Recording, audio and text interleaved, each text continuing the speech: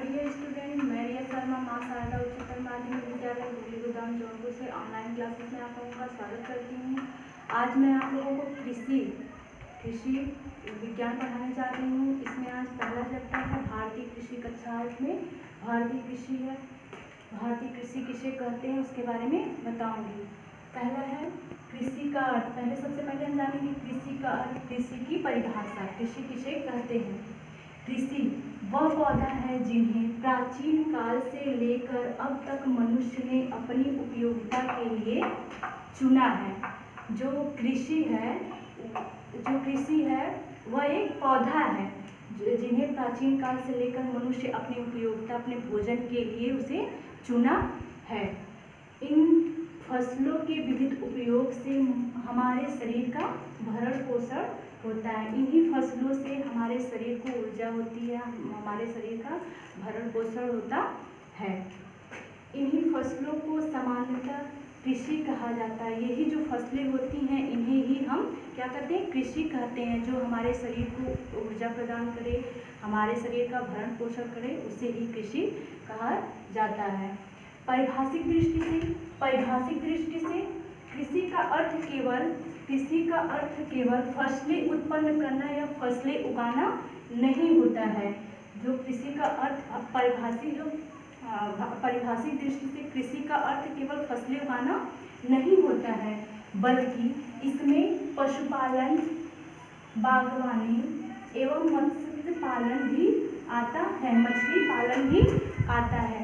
जो मनुष्य होते हैं अपने दैनिक जीवन के लिए, भोजन के लिए वो कृषि ही नहीं बल्कि क्या करते हैं? पशुपालन, बागवानी और मछली पालन भी करते हैं अपने भरण पोषण के लिए। यहाँ पे कृषि के प्रकार, अब हम पढ़ेंगे कृषि के प्रकार। कृषि निम्नवत 2 प्रकार की होती है। कृषि कितने प्रकार की होती है? 2 प्रकार की होती है। पहला है निर्वाह कृषि और दूसरा है व्यापारिक कृषि। इसमें पहले हम जानेंगे कि निर्वाह कृषि किसे कहते हैं। निर्वाह कृषि किसे कहते हैं?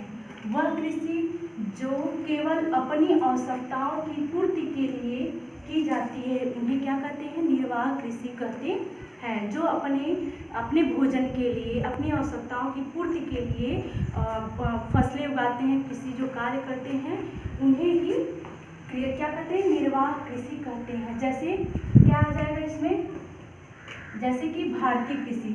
जो भारतीय कृषि होते हैं वो निर्वाह कृषि उन्हीं को कहा जाता है, क्योंकि वो अपने आवश्यकताओं की पूर्ति के लिए ही वो कार्य करते हैं। फिर दूसरा है व्यापारिक कृषि। दूसरा है व्यापारिक कृषि। वह कृषि जिसका उद्देश्य उत्पादन को बेचकर, उत्पादन मतलब कि वह कृषि जो अपने जो उत्पाद होता है उनमें उसको बेचकर अपना मतलब लाभ कमाना को, उन्हें ही क्या कहते हैं? व्यापारिक कृषि कहा जाता है। जो वह कृषि, क्या लिखा है? वह कृषि जिसका उद्देश्य उत्पादन को बेचकर, अपने उत्पाद को बेचकर लाभ कमाना होता है, उसे ही व्यापारिक कृषि कहा जाता है। जैसे कि संयुक्त राज्य अमेरिका की कृषि, जो संयुक्त राज्य अमेरिका की कृषि होती है वो अपने उत्पाद को बेचकर, व्यापारिक को बेचकर अपना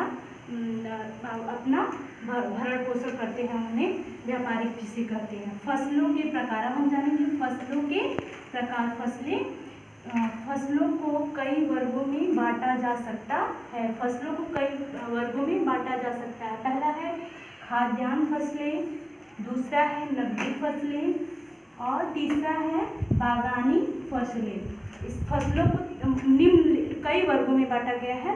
तो पहला है खाद्यान्न वर्गीय फसलें और दूसरा है नकदी फसलें और तीसरा है बागानी फसलें। पहला इसमें हम जानेंगे खाद्यान्न फसलें किसे कहते हैं। पहला हम जानेंगे खाद्यान्न फसलें किसे कहते हैं। वह फसलें जिनका उपयोग हम प्रत्यक्ष रूप से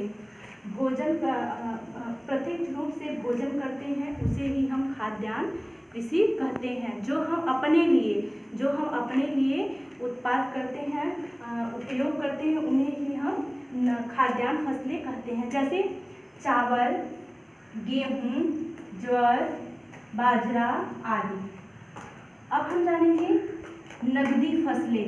दूसरा है नकदी फसलें। फसलें, वह फसलें जिन्हें बेचकर हम लाभ कमाते हैं उन्हें हम नकदी फसलें कहते हैं।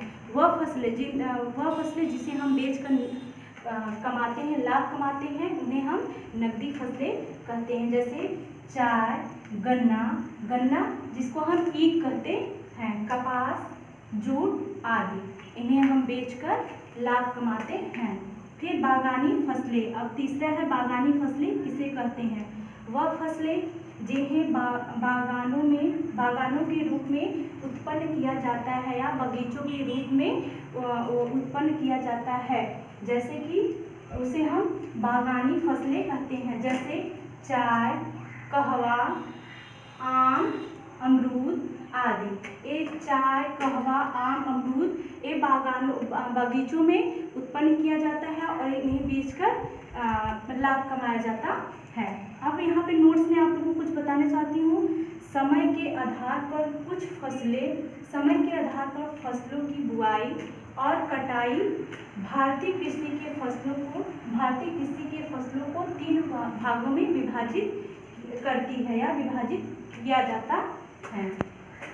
पहला है रबी की फसल, पहला है क्या है रबी की फसलें, इसमें रबी की फसलें, दूसरा है खरीफ की फसलें, तीसरा है जायद की फसलें। जो खरीफ की फसलें होती हैं यह अक्टूबर और नवंबर में इसकी बुआई होती है और मार्च और अप्रैल में इसकी कटाई होती है। और दूसरा है खरीफ की फसलें, यह वर्षा ऋतु के प्रारंभ में बोई जाती है। जो खरीफ की फसलें होती हैं यह वर्षा ऋतु के प्रारंभ में बोई जाती है और शीत ऋतु में के प्रारंभ में इसकी कटाई होती है। और लास्ट है जायद की फसलें, यह मार्च और अप्रैल में इसकी बुआई होती है और मई और जून में इसकी कटाई होती है। आप लोग नोट्स बनाते रहिए, पढ़ते रहिए। धन्यवाद।